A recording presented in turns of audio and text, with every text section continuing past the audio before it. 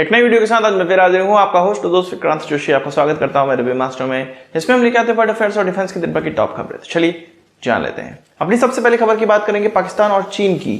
पाकिस्तान के अंदर फिर से चीनी नागरिक मारे गए हैं। इसमें हमें नागरिकों की मृत्यु पे कोई खुशी नहीं है। बात यहाँ पर यह है कि जिस तरह से पाकिस्तान अपने बलूचिस्तान क्षेत्र में कंट्रोल खोता चला जा रहा है, इसमें बहुत ज्यादा मुझे खुशी है। किस्सा पूरा मैं आपको बताता हूँ। असल में 23 चीनी नागरिकों को, इंजीनियर्स हो गए और भी उनके एम्प्लॉइज हो गए, उनको ले जाती हुई एक गाड़ी थी जिसमें कि बलोच लिबरेशन आर्मी के फिदाइन हमलावरों ने इस गाड़ी के पास आईडी ब्लास्ट किया। इसके अलावा गोलीबारी वहां पर हुई। इसमें कहा जा रहा है कि 4 चीनी नागरिक मारे गए हैं और 9 पाकिस्तानी जो सैनिक थे या रेंजर्स थे वो मारे गए हैं। ये चीज बीएलए के द्वारा क्लेम की गई है। ये जो आंकड़े हैं ये और भी ज्यादा बढ़ सकते हैं क्योंकि बहुत भीषण बमबारी, इसके अलावा वहां पर गोलीबारी भी हुई थी। आप ये समझिए कि चीनी नागरिकों को सुरक्षा देती हुई वहां पे पाकिस्तानी आर्मी तैनात है और उनके कॉन्वॉय के साथ वो जाती भी है, पर फिर भी बलोच लिबरेशन आर्मी के जो फ्रीडम फाइटर्स हैं वो इस प्रकार की घटनाओं को अंजाम दे रहे हैं। कितना बड़ा तमाचा है पाकिस्तान के चेहरे पे, आप समझ ही सकते हैं। और कल उनका इंडिपेंडेंस डे है। हम उसको इंडिपेंडेंस डे की तरह नहीं मानते हैं, हम उसको एक ब्लैक डे की तरह मानते हैं। प्लस ये पाकिस्तान का बर्थडे है, उनका इंडिपेंडेंस डे नहीं है। 1947 से पहले तो उनका नामो निशान था नहीं, तो इंडिपेंडेंस किस बात की। हाँ, बर्थडे उसका माना जा सकता है। और इस बर्थडे से पहले पाकिस्तान को बहुत बड़ा गिफ्ट बलूचिस्तान लिबरेशन आर्मी के द्वारा दिया गया है। इस पर आपका क्या कहना है कमेंट बॉक्स में जरूर बताइएगा। आपका ध्यान इस टी शर्ट पे गया होगा और बहुत से लोग क्वेश्चन पूछेंगे कि ये टी शर्ट कहाँ से मिलेगी, तो व्हाट्सएप नंबर दिया हुआ है, अपनी टी शर्ट आप बुक कर सकते हैं। इसके अलावा पैरा एसएफ वाली टी शर्ट्स भी हैं, उसके बारे में भी क्वेरी कर सकते हैं। उसकी प्री बुकिंग कब से हो रही है ये भी जान सकते हैं। बात करते हैं एक ऐसे टेंडर की जिसमें बीएचईएल के द्वारा, जो कि भारत सरकार की पीएसयू है, उसके द्वारा इटालियन कंपनी लियोनार्डो के साथ सहयोग किया गया है और एयर डिफेंस गन पर यह सहयोग हुआ है।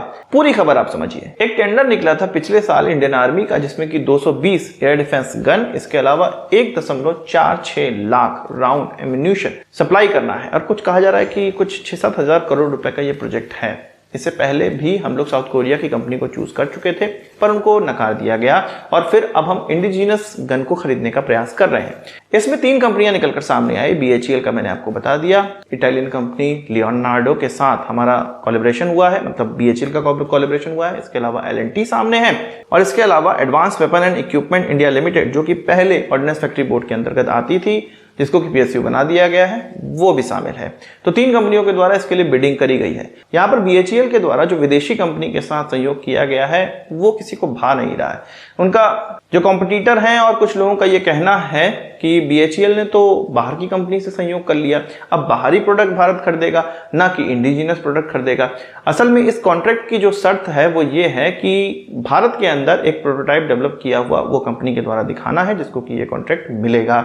अब बीएचईएल का ये कहना है, या बीएचईएल ने जो लियोनार्डो के साथ सहयोग किया हुआ है उसमें भारत के अंदर ही इंडिजिनस गन डिजाइन करना है, मैन्युफैक्चर करना है, उसको टेस्ट करना है और 25 साल का उसके स्पेयर पार्ट और उसकी ओवरहॉलिंग इत्यादि चीजों की गारंटी लेनी है, जो कि बीएचईएल ले रहा है। इसमें प्रॉब्लम किस बात की है? इस तरह की चीजें जानबूझ के उड़ाई जाती हैं ताकि प्राइवेट कंपनियों को फायदा हो सके, या कभी कभी सत्य भी होती है। आपको क्या लगता है कमेंट बॉक्स में जरूर बताइएगा। मैं आपको यहाँ पर बता दूं कि एलएनटी को पिछले साल इंडियन एयरफोर्स का कॉन्ट्रैक्ट ऑलरेडी मिला हुआ है, जिसमें कि वो L1 आए थे। कॉन्ट्रैक्ट मिला है नहीं मिला अभी इस पर क्लैरिटी नहीं हुई, पर L1 वो जरूर आए थे। 240 गन उसमें सप्लाई करनी थी, वो भी एयर डिफेंस गन थी, पर उसमें 2 रडार का इस्तेमाल होना था और ये जो 1 रडार वाला है। तो आप बताइए, क्या विदेशी टेक्नोलॉजी को भारत के अंदर लाना चाहिए अगर भारतीय निर्माता उसको बना रहा है, या किसी भारतीय गन को ही मौका देना चाहिए जो कि भारत के अंदर ही डेवलप की गई हो? भारतीय डिजाइन किए हुए इक्विपमेंट्स की अगर हम लोग बात करें तो एक प्रोजेक्ट 76 है, जिसमें कि एक तरह से आप कह सकते हैं कि सुपर कलवरी बनाना है। कलवरी क्लास के सबमरीन से जो हम लोगों ने शिक्षा प्राप्त करी, उससे हमें एक बड़े सबमरीन को अंजाम देना है जिसमें कि एआईपी भी लगा हो और वो पहले से बहुत ज्यादा उन्नत हो, जिसमें कि प्रोजेक्ट 75I की टेक्नोलॉजी भी लगी होनी चाहिए। तो इसके लिए माजेगांव डॉक लिमिटेड और नेवी की एक जो विंग है वॉरशिप डिजाइन ब्यूरो, उसके बीच में कोलैबोरेशन अब चल रहा है और इस पर काम स्टार्ट कर दिया गया है। ये बहुत खुशी की बात है कि इतने जल्दी इसके लिए काम स्टार्ट कर दिया गया है। अभी जल्दी नहीं, मतलब जिस तरह का हमारा सिनारियो चल रहा है उसके लिए तो ये जल्दी कहा जा सकता है, पर इस प्रोजेक्ट के लिए जल्दी नहीं है, तो बहुत पहले ही कर लेना स्टार्ट कर देना चाहिए था हम लोग को। पर फिर भी अगर अभी भी हम लोग स्टार्ट कर देते हैं तो बहुत जल्द कुछ नए सबमरीन पर हम लोग पहुंच जाएंगे। साथ ही साथ आपको पता है कि माजागाओ डॉक लिमिटेड के द्वारा जो जर्मनी की कंपनी है थाइसन-क्रुप, उसके साथ भी सहयोग किया गया है और प्रोजेक्ट 75I में इसको अग्रणी कंटेंडर माना जा रहा है। अगर माजागाओ डॉक लिमिटेड को यह कॉन्ट्रैक्ट मिलता है तो जो प्रोजेक्ट 76 है उसमें बहुत ज्यादा फायदा होने वाला है और वो क्लियर हो जाएगा कि माजागाओ डॉक लिमिटेड ही करेगी। बात करते हैं हेरॉन मार्क 2 की, जो कि भारतीय एयरफोर्स ने खरीदा है और 4 डिलीवर हो गए हैं और इसको डिप्लॉय कर दिया गया है अपने लद्दाख वाले इलाके में, या आप कह सकते हैं कि नॉर्दर्न इलाके में, जहां पर ये पाकिस्तान और चीन पर नजर रखने के लिए काम में आएगा।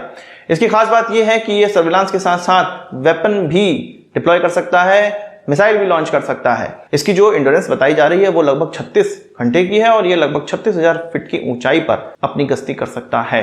बेहतरीन ड्रोन है जिसको कि सैटेलाइट कम्युनिकेशन से लैस किया गया है, मतलब लाइन ऑफ साइट कम्युनिकेशन की आवश्यकता नहीं है। कहीं दूर बैठा इसका ऑपरेटर आसानी से सैटेलाइट के माध्यम से इसको कमांड दे सकता है।